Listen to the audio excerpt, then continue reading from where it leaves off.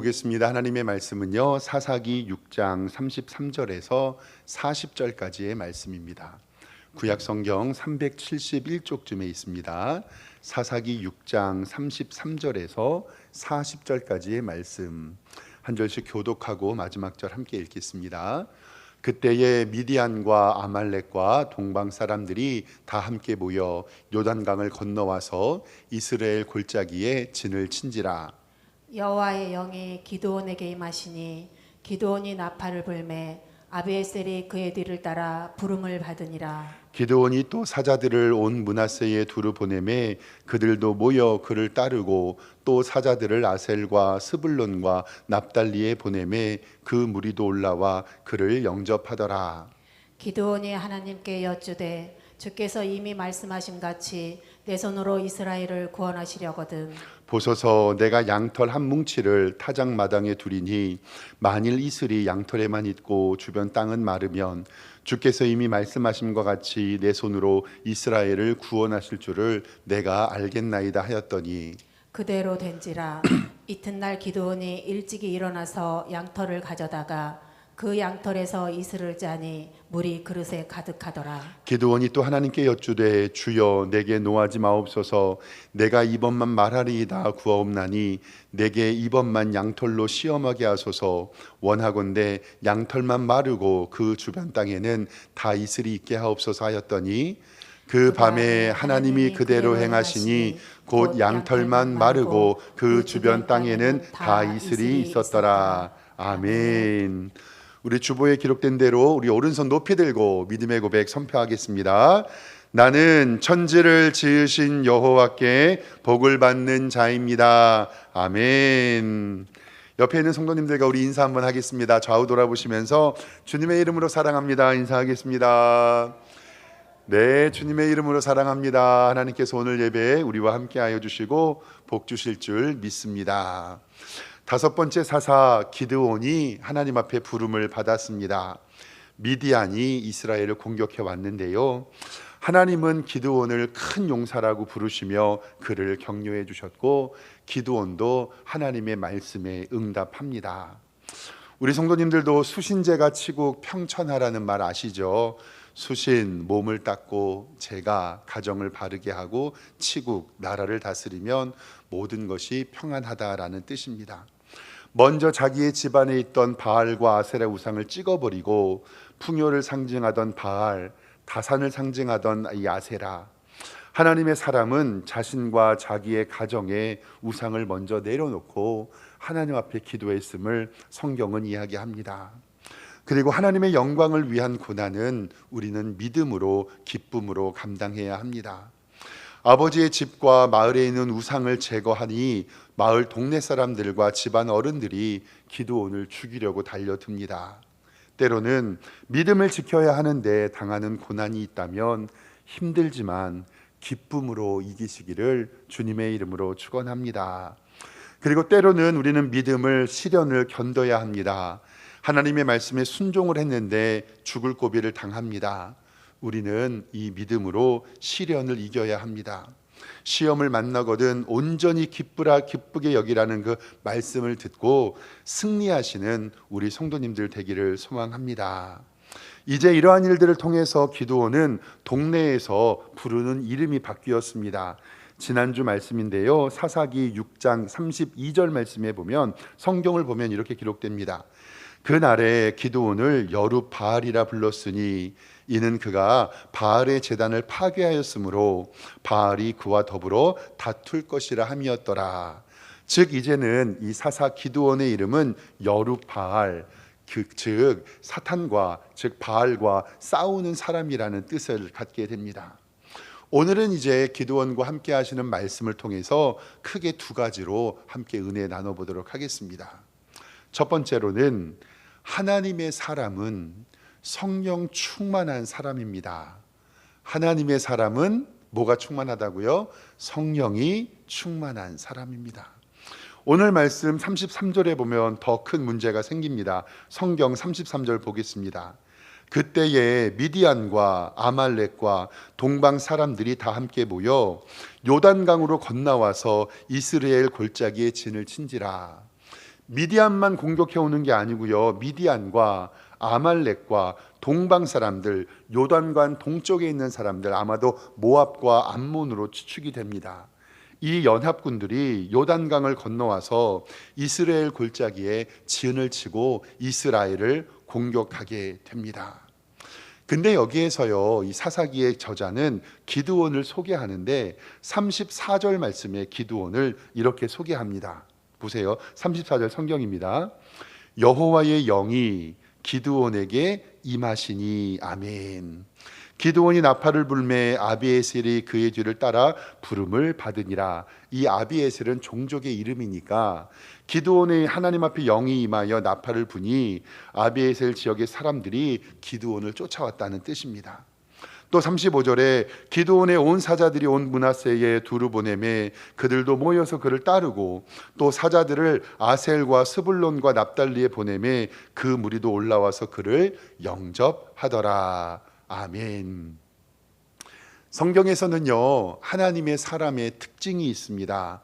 그것은 뭐냐면 여호와의 영이 임한 사람, 하나님의 신이 임한 사람, 그리고 성령 충만한 사람을 하나님께서 사용하십니다.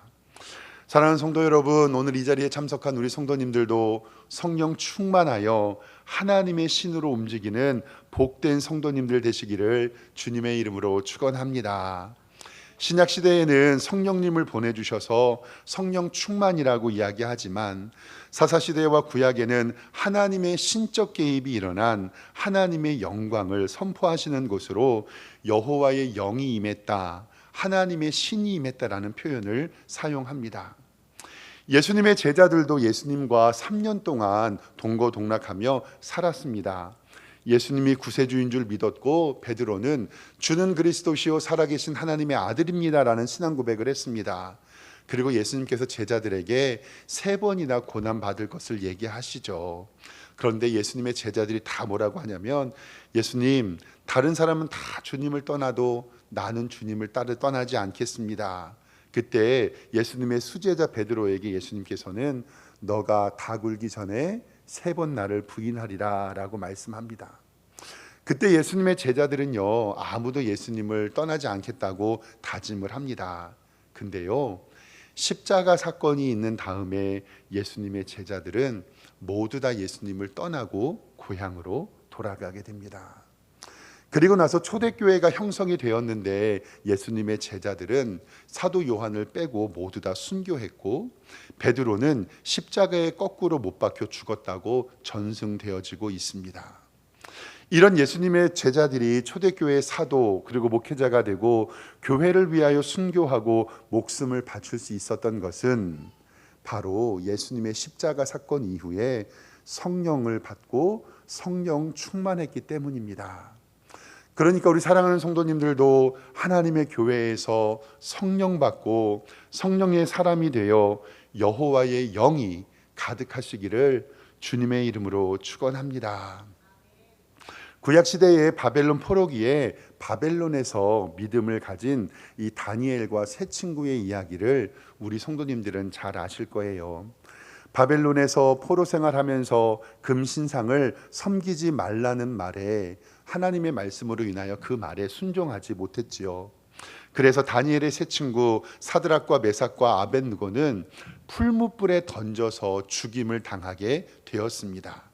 그때 이 3명의 믿음의 사람들이 한 말이 다니엘 3장 17절에 기록이 되어 있습니다.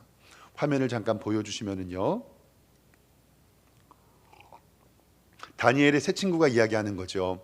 왕이시여, 우리가 섬기는 하나님이 계시면 우리를 맹렬히 타는 풀무불 가운데서 능히 건져내시겠고 왕의 손에서도 건져내시겠습니다. 그렇게 하지 아니하실지라도 왕이여, 우리가 왕의 신들을 섬기지도 아니하고, 여기에서 우리 찬송가 그리 아니하실지라도 아시죠? 그 찬양이 나온 거죠. 왕이 세우신 금신상에 절하지도 아니할 줄 아옵소서. 아멘. 이 말에 열받은 관원들이요, 풀무불을 7배나 크게 하고요 던져버립니다. 다니엘서 3장에는 뭐라고 기록되어 있냐면 던지는 사람들도 불에 태워 죽었다고 기록되어 있습니다. 그리고 나서 풀무불이 던진 다음에 3장 24절에 이렇게 기록되어 있습니다. 그때에 느부갓네살 왕이 놀라 급히 일어나서 모사들에게 물어 이르되 우리가 결박하여 불 가운데 던지는 사람이 몇 사람이에요? 처음에는 세 사람이 아니었느냐. 그들이 왕에게 대답하되 이르되 왕이여 옳습니다. 25절에 보면 왕이 또 말하되 이르되 내가 보니 결박되지 아니한 몇 사람이 있는 거예요. 네 사람이 불 가운데 다니는데 상하지도 아니하고 그 넷째의 모양은 뭐와 같아요? 신들의 아들과 같도다. 불이 능히 그들의 몸을 해하지도 못하였고 머리털도 그을리지 아니하였고 겉옷 빛도 변하지 아니하였고 불탄 냄새도 없었더라. 아멘. 처음에 불 속에 들어갈 때는 3명이었는데 왕이 보니까 몇 명이 됐어요? 4명이 됐어요. 그러면 그 한 사람은 누굴까요? 하나님이실 수도 있고 예수님이실 수도 있고 하나님이 천사를 보내준 것도 있고, 성경은 그 네 번째 분이 신의 아들과도 같았다라고 성경은 기록하고 있습니다. 사랑하는 성도 여러분, 이렇게 하나님의 사람은 하나님의 신의 능력으로 하나님의 성령 충만함으로 믿음을 지킬 때 가능하다는 것을 기억하시고, 오늘도 예배 드리면서 주님 내게 성령 충만한 은혜를 주시고 이번 한 주도 승리케 하게 하여 주시옵소서라고 기도하는 여러분들과 제가 되기를 주님의 이름으로 축원합니다. 두 번째로 살펴볼 것은 가장 확실한 표징은 우리의 믿음이라는 것을 반드시 기억하십시오. 가장 확실한 표징은 우리의 믿음입니다. 기드온은요, 내향적이고 조심스럽고 신중한 사람이에요. 왜 옛날 속담에 돌다리도 어떻게 하라고요? 두드려보고 가라. 이런 사람입니다.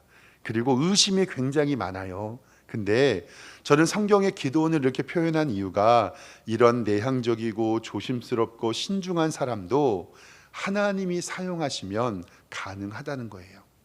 하나님의 신이 임하였고 군대도 일으켰습니다. 그리고 하나님께서 그를 백성을 따르게 만들어 주셨습니다. 그런데 기드온은요, 하나님 앞에 표징을 보여달라고 이야기합니다. 오늘 말씀 성경 36절을 좀 보겠습니다. 36절 보면요, 기드온이 하나님께 여쭈되 주께서 이미 말씀하심과 같이 내 손으로 이스라엘을 구원하시려거든 이라는 말이 뭐냐면, 하나님이 기드온을 시험하는 게 아니라 기드온이 하나님을 뭐해요? 시험하는 거예요.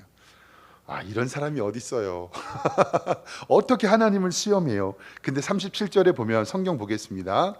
보소서 내가 양털 한 뭉치를 타작마당에 두었으니 만일 이슬이 양털에만 있고 주변 땅은 마르면 주께서 이미 말씀하신 것 같이 내 손으로 이스라엘을 구원하실 줄 내가 알겠나이다 하였더니 38절에 어떻게 돼요? 그대로 된지라. 이튿날 기드온이 일찍 일어나서 양털을 가져다가 그 양털에서 이슬을 짜니 물이 그릇에 가득하였더라. 아멘. 잠깐 화면을 보여주시면 성화에 이렇게 기드온이 양털을 짜는 성화가 있더라고요.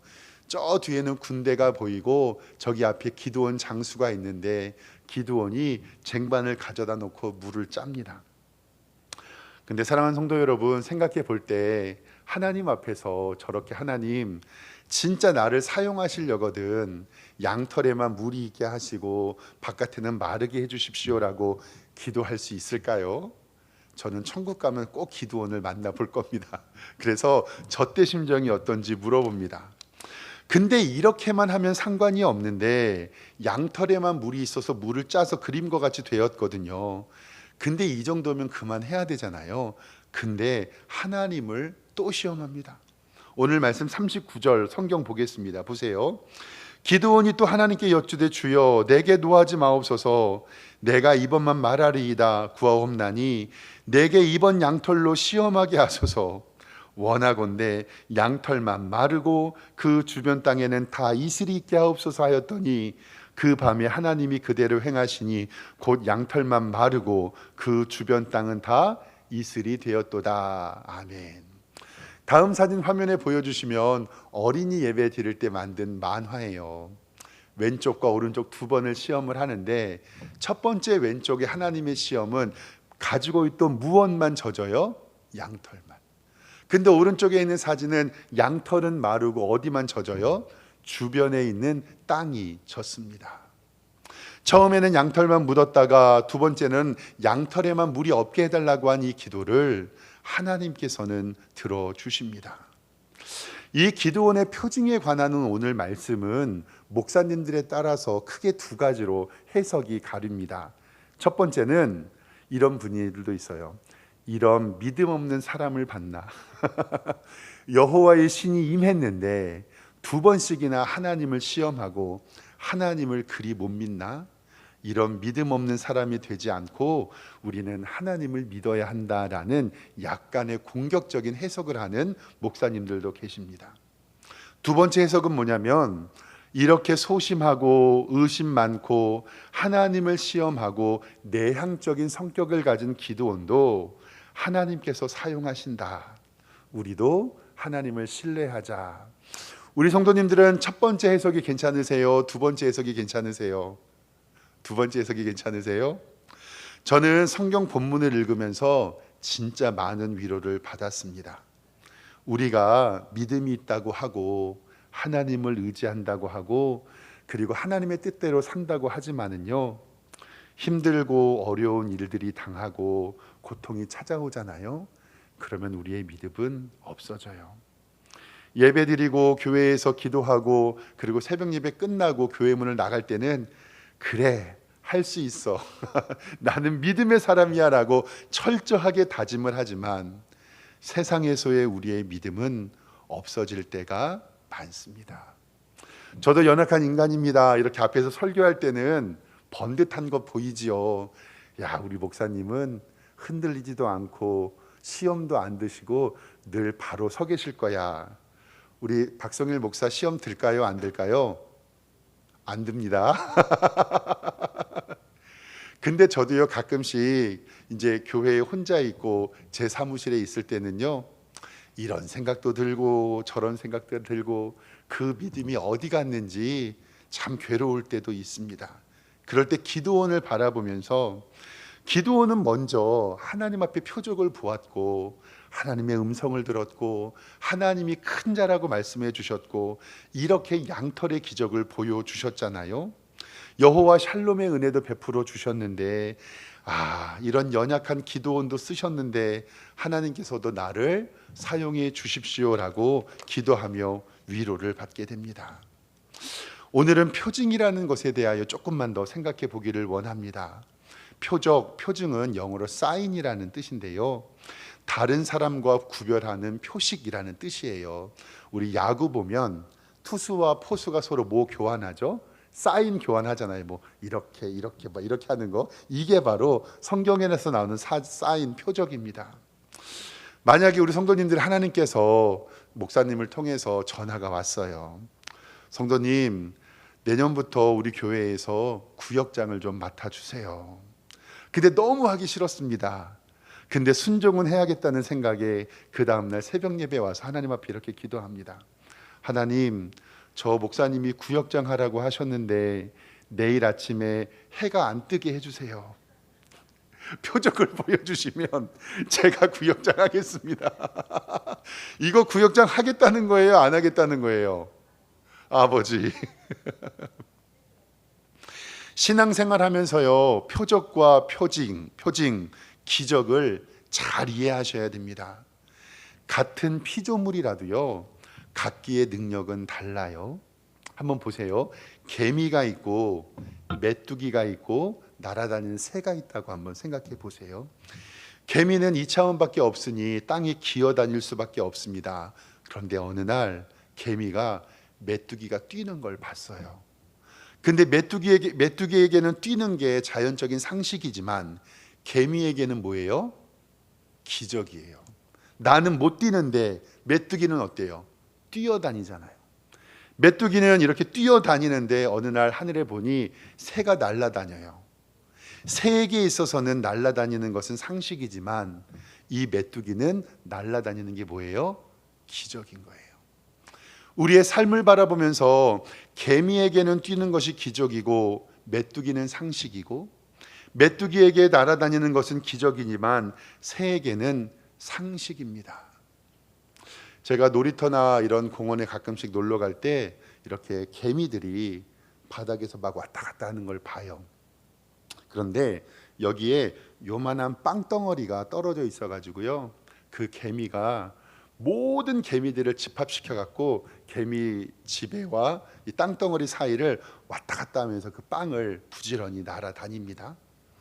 근데 제가 이렇게 바라보니까 그 개미가 너무 불쌍한 거예요. 그래가지고 빵덩어리를 살짝 들어서 개미집 앞에다 딱 놔뒀어요. 저에게는 상식인데 개미 나라에는 뭘까요? 기적이에요. 할렐루야. 나는 아무것지도 않고 그냥 빵덩어리를 살짝 들어서 개미나라 앞에다가 집 앞에다 갖다 놨는데, 그 개미나라 운동본부에는 다음날 뉴스에 나온 거예요. 뭐가 나타났다? 기적이 나타났다.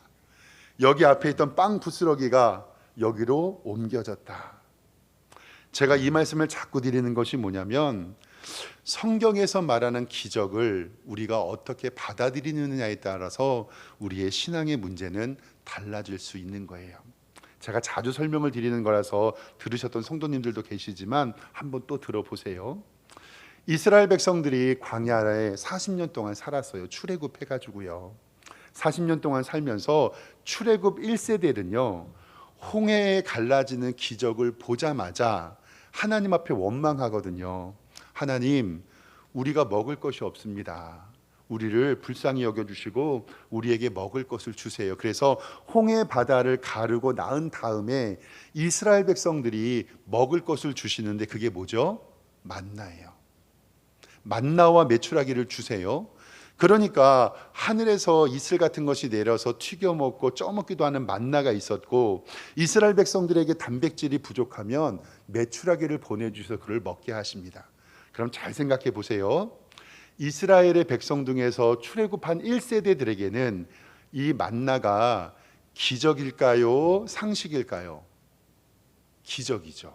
왜냐하면 여태까지 자기는 노동력을 해서 수고해서 얻은 것을 먹었는데 아침에 자고 일어나면 이슬과 같은 것들이 땅바닥에 있으니까 그것을 주워서 먹었잖아요.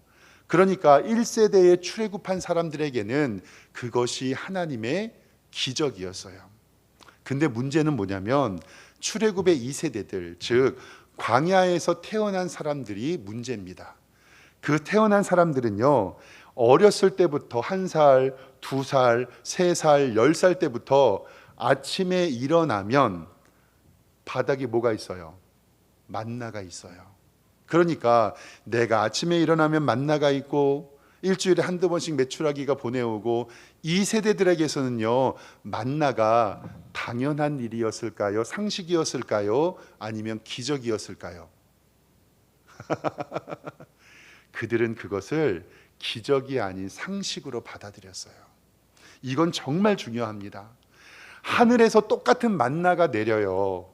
그런데 1세대들에게는 그것이 기적으로 다가오지만 2세대들 출애굽에서 그 만나를 받던, 자연스럽게 받던 사람들은요, 그 만나가 더 이상의 기적이 아니라 당연한 것이 되어버렸어요. 제가 우리 아이들에게 아빠 어렸을 때는 삐삐라는 게 있었고 시티폰이라는 게 있었고, 아빠 시티폰이 뭐예요? 받는 전화는 안 되고 거는 것만 되는 거. 우리 성도님들도 기억나시죠? 저만 아나요? 삐삐 아시잖아요. 시티폰. 저만 아나? 아무튼 그런 거 있었습니다. 그래서 저는요, 솔직히 지금도 요 휴대폰이 너무너무 신기해요. 어떻게 이걸로 인터넷을 하고 돈을 보내고 지도를 보고, 와, 요즘에는 지하철이 몇 시에 올 것도 다 나오고요, 돈도 은행에 안 가도 붙여도 되고. 지금도 저는 이 휴대폰이 기적이라고 생각하거든요. 근데 우리 애들은요, 이 휴대폰이 기적일까요? 상식일까요? 당연한 거예요. 당연한 거. 아빠 왜 배고파해요? 라면 사다 먹으면 되지. 그런 것처럼 누구에게는 만나가 하나님 앞에 기적인데 누구에게는 그 만나가 당연한 상식이 되어버리는 순간 우리 삶에는 문제가 닥쳐요. 우리 성도님께 이게 마지막으로 이렇게 여쭈어보고 싶은 거예요. 지금 내가 누리는 좋은 집, 내가 타는 자동차, 먹고 사는 음식들, 사랑하는 가족들, 내가 누리고 소망하는 모든 것들을 하나님이 주신 복이, 사랑하는 성도 여러분, 기적입니까? 상식입니까? 다시 한번 여쭙겠습니다. 기적입니까? 상식입니까? 오늘 이렇게 우리가 예배드리고 건강한 교회에서 맛있는 점심 먹고 하나님 앞에 예배드리고 이렇게 찬양하고 예배드리는 것 기적입니까? 상식입니까? 기적입니다. 그럴 때 감사가 있어요. 절대로 당연한 것이 아니에요. 세상에는 당연한 것이 없어요. 예수 그리스도의 십자가의 능력도 기적이고 나를 보호해 주시는 하나님의 은혜도 기적이고 이렇게 좋은 교회 만나게 해 주신 것도 기적이고 좋은 구역을 만나게 해 주신 것도 기적이고 이렇게 하나님의 은총으로 함께 예배 드릴 수 있는 것도 기적임을 꼭 기억하시기를 주님의 이름으로 축원합니다. 기적이 감사가 아니라 당연한 것이 되고 상식이 되는 순간 하나님 앞에 원망을 하게 됩니다. 기드온은 눈에 보이는 표징만 구했지만 그 기적만 바라보게 된다면 우리는 하나님 앞에 바른 믿음을 가질 수가 없습니다.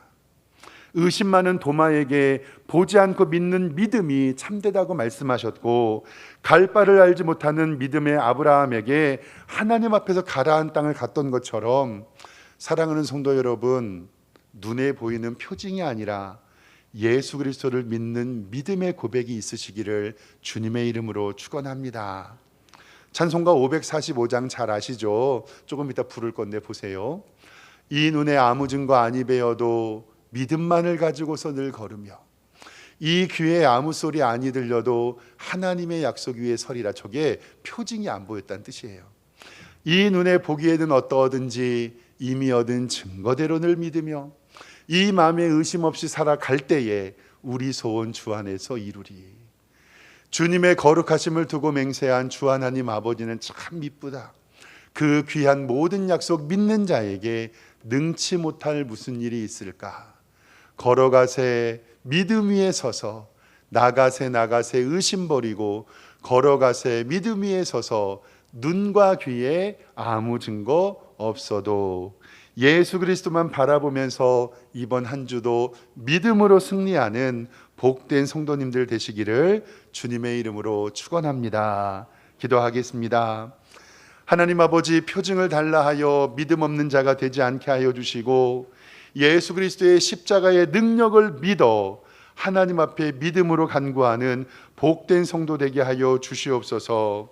이번 한 주도 주를 믿는 믿음으로 승리하게 하여 주시고 하나님의 은혜와 평강이 우리 성도들의 삶에 넘치게 하여 주시옵소서. 예수 그리스도의 이름으로 기도드리옵나이다. 아멘.